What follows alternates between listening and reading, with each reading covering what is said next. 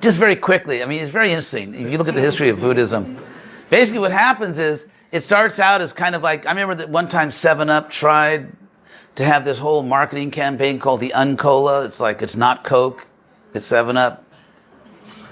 Didn't work that well. But anyway, so Buddhism kind of marketed itself as the un-Hinduism, or the kind of like, we don't do all that.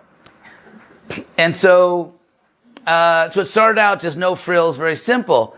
But what happened is that everything kind of came back in.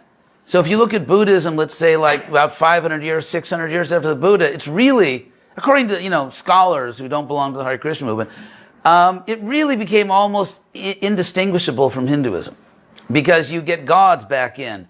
You get you get reincarnation, a soul that keeps reincarnating. The idea that Buddhism doesn't accept a soul is kind of, it's a half-truth. Because if you look at the second sermon, I mean, they have the grand opening in the deer park, all the, little colored flags and everything. It's like the grand opening of Buddhism. And Buddha gives the first sermon. And then in sermon number 2, it's like day 2. It's like still the grand opening. And it's officially been called forever the sermon on the non-existence of the soul. And if you read it, I mean, I can find it right here. It's only 2 paragraphs. If you actually read it, Buddha never says there's not a soul. So Buddha himself never denied the soul.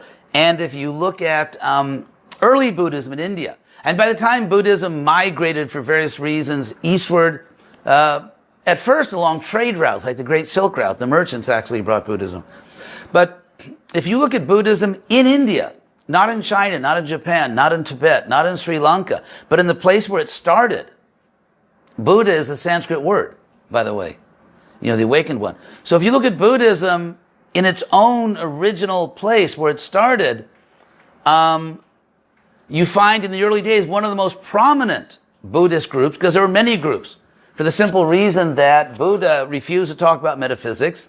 There's a very famous story told in Buddhism where when his disciples urged him to talk about metaphysics, he said, no, if you're shot with an arrow, first get the arrow out, then worry about who shot you.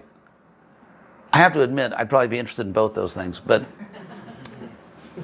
so Buddha refused to speak about metaphysics, and later Buddhists tried to figure out why wouldn't he talk about it. But metaphysics means like soul, God, just what's metaphysics, what's beyond the physical.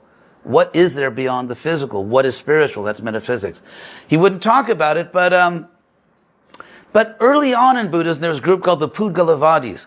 Pudgala is sort of Pali, the Pali language of Buddhism. Pali, I mean, I don't mean this in a derogatory way, it's kind of Sanskrit with a Brooklyn accent. Like, for example, Dharma in Sanskrit. So like, hey, what's your Dhamma? Like, what's your Dharma? That's how they pronounce it, Dhamma. It's anyway. So the Pudgalavadis, they preached that there is an eternal soul. There has to be, because from the very beginning, all the Buddhists believe in reincarnation. So who reincarnates? I mean, practically the most popular stories, like the blockbuster stories in Buddhism, were the Jataka stories. Jata means birth. The stories about the birth of Buddha. So many lifetimes ago, he was a ship captain. He saved a bunch of innocent people. And he, piling up the good karma. Then he did this and he did that. It's like those game shows. You see how many points people have? And so he just like keeps piling up the good karma, and then he took birth as Buddha. So the point is, well, guess what? Buddha must have a soul. Otherwise, who is it reincarnating? And if you look at early Buddhist monasteries, throughout Buddhism, up till today, they were extremely concerned with the fate of their ancestors, because you may know in Asia, throughout Asia, whether it's East Asia, South Asia, throughout Asia, in Hinduism and Buddhism, there's a very deep concern with the ancestors.